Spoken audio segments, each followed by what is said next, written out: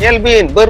puri rat lagi do trip card chalak kana. Berpada rat lagi sagar card chalak kana. Men kan punya khunti katir teheng ona aturin hor nahachar hocoa kana ko. Sanam Adibasi Committee MP akring bon lagi de. Chandrani Murmu akring bon lagi. Noa do jul kating mene ya. Paper do leabin keneng tamane 80 भाग तो एड़े 20 भाग मात्र ओका करे सतो घटना total एड़े कथा प्रिंटो कना नोआ पेपर रे दो उना अतुरिन मजी पारगाना मोणे होड़ जतो हड़िन मेता को कना चेत हो बाको चुड़ो दाड़े आबोना आबो चेतारे मारांग बुरु मेनाया आबो चेतारे लिटा मोणे को मेना को जतो हड़ मेना को ओंडे 30 बाको नष्ट दाड़े जाहिर हो बाको रपु दाड़े गोदी मीडिया को गोदी गिरी सीमा के बनु आता को गोदी मीडिया सीमा तको बनु आदो गोदी गिरी लगिन ako jahatinang hod ba jahatinang jahana geko ceka dalea nongka samna te hiju kana nongka news ko odok ya jaha news do mitang ulta mamla menkan ako pura ulta katet ko odok ya men ganua godi media ha sima ge banua godi giri lagin nongkan godi media kana ko nito घटना हुई kana santal ko jahir gar ko raput kiya mohanto ko raput kiya santal ko jahir gar menkan आर नायके और कुडम Nike को तोल दो किना 12 घंटा को आकोड़ दो किना मेनखान मीडिया रे ओडोकेना दो मारणात्मक अस्त्र शस्त्र साब कातेर संतार को आर हो आको चेतन रे को आक्रमण का मेनते को न्यूज रिपोर्ट मेनखान गोदी मीडिया गोदी गिरी सीमा के बनु आता को ओना इदी कातेर के तेहन आबो सला गपाल माराव लगी जगदीश मुर्मू गमके मेना आका दिया जहां दो ट्राइब टीवी रिन रिपोर्टर साउते धन चित्री अतु मछी बाबा गमके जोहार गे आर सगुंदराम हे जोहार सानाम को गे जोहार दिसम पेड़ा दिसम रिन मिर्थिकारिन सानाम अदिम जाति को जतो के जोहार साउते हो संताले न्यूज नोआ हो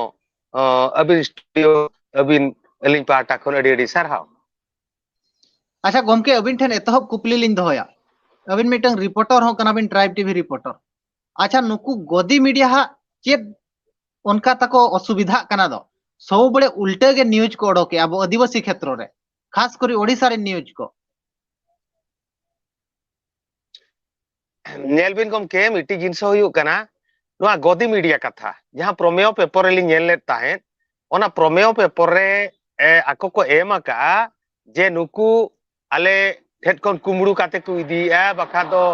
नोंका मिटांग को दाल के लिया को तोल के लिया को नेल बिन तेहेन दूर जाहिर दारे बखरा जाहिर तीन सना बो जाहिर ओड़ागा ओना हो बड़ाई गया बो जाहिर दारे बखरा कुमड़ू काते को अगुआ का मेनदेन हा ओना खातिर नायके को कुडम नायके को तोल दोहले को तो इन में मेना जतो खन मिछे जतो खन एड़े दो ना गोदी मीडिया जहां प्रिंट मीडिया जहां बोन मेता कना जतो खन एड़े दो ओंडे छपा अली हो मिट सकाळो पेपर रे लिंग कमिया तो ओंडे ना हाब भाबिन बडाया गोदी मीडिया टेक्निक चेट कना मोनो इच्छे जहां गे ओकोय गे सिम सेंडी मा दे ओकोय गे 500 टका चिपुट आदे जहां लेका गे बिन प्रिंट दाड़िया नोआ मिटा नियम करा दिकु को तो आबो सांताला मा नितभुर प्रिंट मीडिया बांग ओडोका करा आदो मेने मोने तिन मेना नोनोआ खातिर गे पाले आबो अदिम जति दको कहिलेत बोना अडी एडे कथा ओडे प्रिंट हुई दाड़िया नोआ तेन सोशल मीडिया सामना लिन ले या आपे पेपर दो लेयाबिन कनेन तामने 80 भाग दो एड़े 20 भाग मात्र ओका करे सतो घटना टोटल एड़े कथा प्रिंटो कना नोआ पेपर रे दो जेतु इन सकाळो मीडिया रिन कमिया इन नोंका नेला काट कोआ नोंकाते पैसा को रोजगारिया जेतकी गोदी मीडिया मेना कोआ तो दया बुझेवा गोटा के जाहिर गार्ड रेगे आबो अटैक हुयु कना बारीपोदा जापा बौरे अतुरे ओंडे हो उनका के पुलिस प्रशासन आते नियदा बाहा बाको बंगा हचवात कोआ क्यों झोर रे नोडे हो नोंका के नितो पुलिस प्रशासन को आने तीनंग घटन हुईना तो दुख बुझेवा आबो तान रेगे नुनंग नाचार चेदा तो इन मेनिया ओना अतु ओका अतु रेन घटन जेते बड़े न्यूज रे वायरल ने नेल ताहेन फोना लिया को कोलकाता खन को फोना लिया मेना को गमके नोंका हुया कना कथान ओंडे रे नोंका उनका मेताव कनी हुया कान गया तो इन दुख इन बुझेया झतो के दुख बो बुझेया तो मिट्टी जिनस झतो को हर को पारगाना को नोआ रे आंदोलन नोआ रे तीनंग आर आबो कमी मेना नोआ दो 30 साल बकीमा इन खूब लोगन इन चला कना ओना अतु तीन सेटेरोआ ओंडेना हालचाल चेत कना आर बखान मा मंझी बाबा हिसाब से डायरेक्ट आंदोलन के राज रास्ता रे इदी को टोला दुरुब को आले जदि जहाना पदक्षेप पुलिस वाला बाको इदिया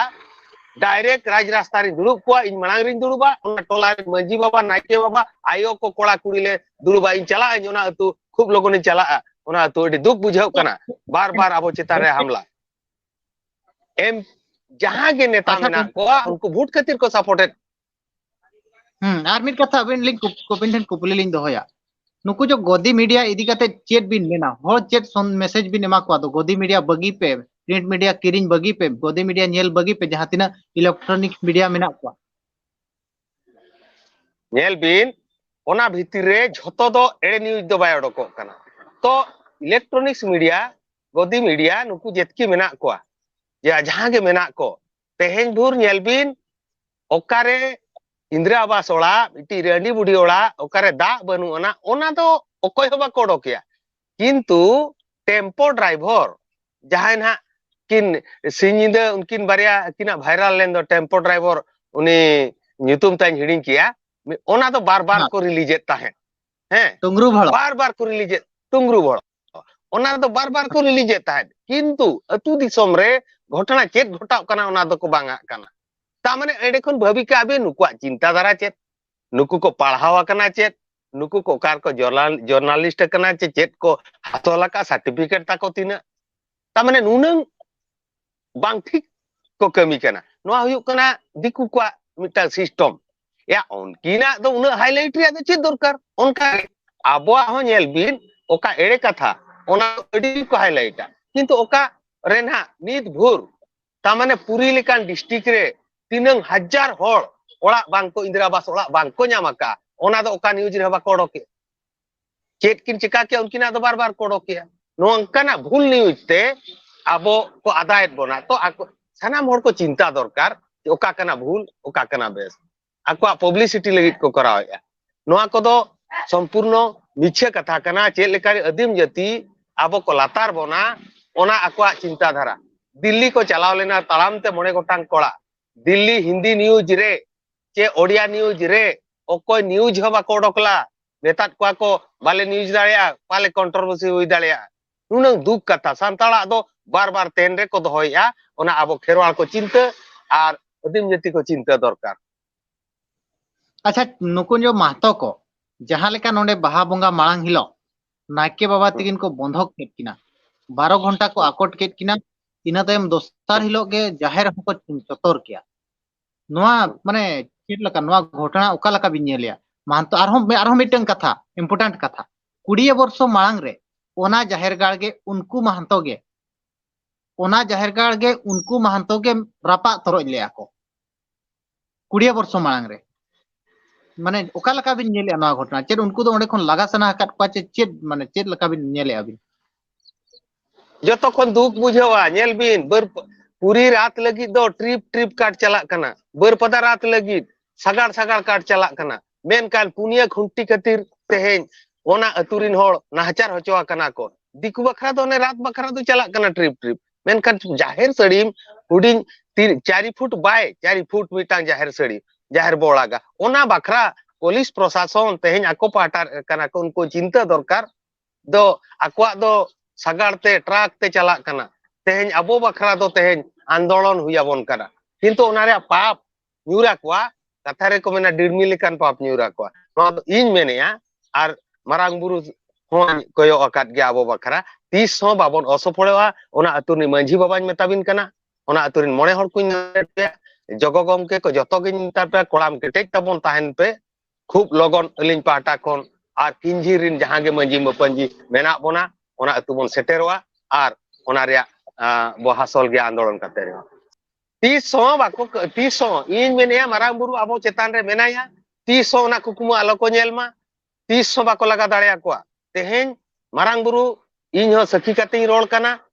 आर ओना अतुरिन मझी पारगाना मोणे होड़ जतो होड़िन मेता को कना चेत हो बाको चुड़ो दाड़िया बोना आबो चेतान रे मारांग बुरु मेनाया आबो चेतान रे लिटा मोणे को मेना को जतो होड़ मेना को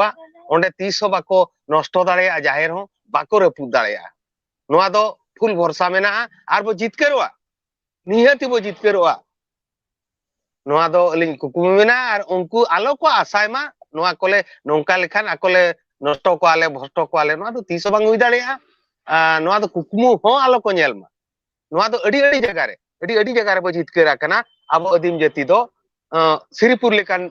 जगह रे ओंडे नोंका गे दिकु को एटेकेट को ताहेन चलाव काते कलेक्टर इकड़ुम लेना जाहिर रे इन मेनिया नोआ हो ओंडेन प्रशासन पुलिस प्रशासन कलेक्टर रा काते को इकड़ुम नोआ दो मारांग बुरु सखी कतिन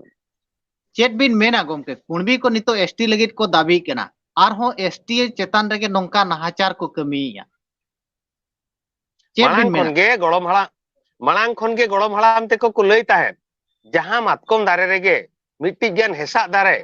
चेणे को इजा ओंडे हेसा दारे हुडी हुडी दारेया तो भविष्यत रे ओना हेसा दारे नोंकाय तोला ओना मातकम दारे दो ओंडे तो आदो बाय ताहेना ओंडे तो चेणे को इजो टोले ताहेन चेणे इजो कते बई बई ते हारायना आदो ओना दो बेधाव ते मातकम दारे दो गोजा आबो हो नी तो जदी उनको आबो साला को एसटी बोना आबो एसटी को एनखान अदीम जाति खेरवाड़ जाति एसटी जाति लूपो रियां अडी मरांग नेलो कना मेट हरियर सामना रे अडी मरांग नेलो कना अडी दुख रे बोताहेना तो आरहुं आंजोमिया चंद्राणी केउझर एमपी चंद्राणी मुर्मू जे एसटी उनी चंद्राणी एमपी हो इनी भूट खातिर आज आको को एसटी सना को एसटी को किंतु भूट खातिर सानाम आदिवासी को मीटिंग एमपी अखरिंग बोन लगी रे चंद्राणी मुर्मू अखरिंग बोन लगी नोआ दो दूर कातिन मेनेया तेन अबो आज नोआ जदी पास आका मिटांग एमपी कना पावर मेना आज हो चिंता दरकार आमे एमपी कना मेनते नोआ नोंका आदिम जाति ते दरिया दा रेम ढाका चेडु गोटका नोआ दो अडी मारांग भूले कमी कना चंद्राणी मुर्मू अड़ी सराव गोमके ऑक्तो बिन एम किया ओना लगे आरन दोहड़ा ते सराव लिन चिना आ नेनेलिया कोटे नो नेहर तहन कना दो वीडियो बो शेयर मा ताकि इन्फॉर्मेशन जहां सठिक इन्फॉर्मेशन और कोटेन सेटर दाड़ेवा।